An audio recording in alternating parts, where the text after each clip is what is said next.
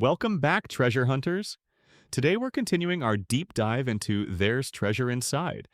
And trust me, this episode is packed.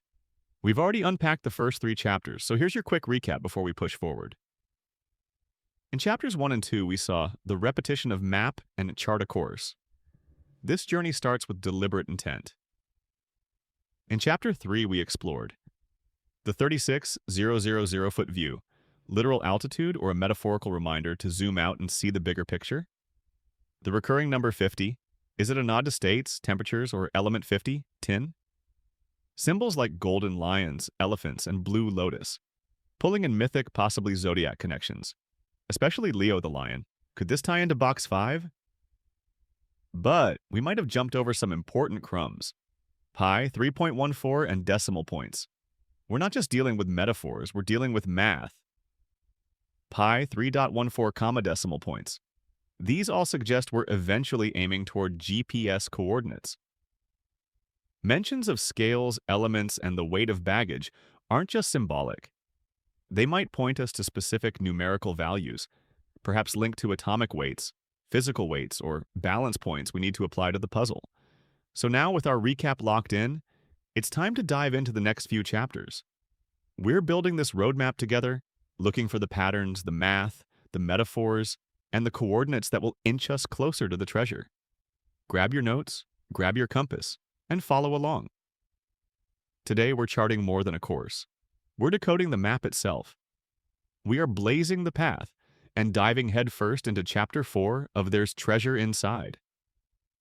This chapter brings us face to face with the 96-carat emerald, but more importantly, with the layered meaning of the word blaze. So, what's a blaze? Well, buckle up, because one word opens up many clues. A blaze can be a large, fiercely burning fire and a fiery landmark, a euphemism for hell. Think, go to blazes. An impressive achievement, blazing a trail, setting a first. A white mark on an animal's face. Think horses, deer, or wolves. A mark cut into a tree to indicate a path, a literal trailblaze. On page 47, John gives us the first big push. Two roads diverged in a wood, and I took the one less traveled by, and that has made all the difference. This Robert Frost quote isn't just poetic flair, it's telling us straight up, you won't be on a marked trail, you'll be off the beaten path. Past the fence, the path continues briefly, then ends abruptly. That's your directional marker. We're looking for a path that goes beyond the obvious boundaries. A worn path used by barking dogs. Is this a game trail? A track used by wild animals? Here's where it gets really fun. What else barks? Wolves, coyotes, foxes? Sure, but did you know that prairie dogs bark too? Their sharp, high-pitched alarm calls echo across the plains, warning their colonies of danger. And that sound? It's been compared to laughing barks and jump yip calls, territorial signals, danger signals, calls that ripple across the landscape. So, when we think about the 96-carat emerald, the blaze, the fork in the path, and the worn trail beyond the fence, maybe we need to widen our lens. Maybe it's not just a blaze on a tree. Maybe it's a blaze in the land, in the creatures, in the sounds of the territory we're searching. So here's today's challenge. Are you following the right blaze? Are you ready to take the road less traveled? And have you listened for the hidden barks echoing across the prairie? Today, we're blazing forward. All right, treasure hunters. Strap in because today we're back in Chapter 4 of There's Treasure Inside. And it's time to untangle the web of numbers, symbols, highways, and clues this chapter is throwing at us. The red herring? On page 49, we hit a debated point. The flame from the Red Ridge Mine when it should be the flame gold from the Red Ledge Mine, California. Is it just a typo, or is it a planted clue pointing us toward ridges versus ledges, or maybe hinting at California and its historic gold mines? The Trail of Numbers.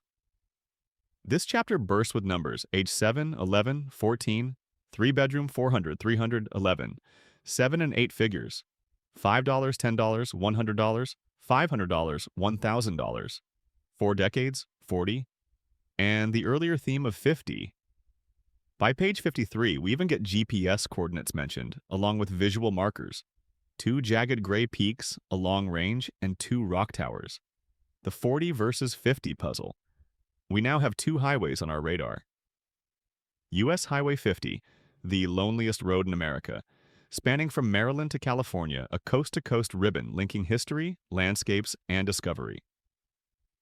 Interstate 40, I-40, a massive east-west artery running through California, Arizona, New Mexico, Texas, Oklahoma, Arkansas, Tennessee, and North Carolina.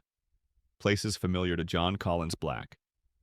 Symbolic layers: Highway 50 =, exploration, loneliness, independence, the dream of travel. Highway 40 =, fire, red dirt, endurance, cross-country connection. South Dakota, the 40th state, adds another layer, tying independence and red soil to our growing map. So here's the real question. How do we tie together the themes of 40 and 50? Are they parallel symbolic numbers? 2 paths we need to balance? Highway clues, pointing us toward an intersection or overlap zone? Or coordinate markers, guiding us to a specific junction between these historic and modern routes? Maybe the key isn't a literal highway crossing, but a conceptual one, where the old road, US 50, and the new interstate, I-40, connect in spirit, linking freedom, exploration, and the ultimate treasure-seeking mindset. All right, treasure hunters, we're zooming in on page 55 because we may have just uncovered a layer of clues we nearly missed. Let's break it down. Reverberation plus independence. Right away, those words spark a clear image. The Liberty Bell sitting in Independence Hall, Philadelphia. While US Route 50 doesn't pass directly through Philadelphia, it travels close enough through Pennsylvania to make this a symbolic breadcrumb. Why the Liberty Bell? Because it reverberates, because it's tied to independence, and because it's a literal historic cracked bell that still echoes through American identity. Sparks, fire, and dragons. Then it gets even more interesting. Page 55 mentions sparks, bells, and fire, and that leads us to the dragon motif. Here's where the layers open up. Green Dragon.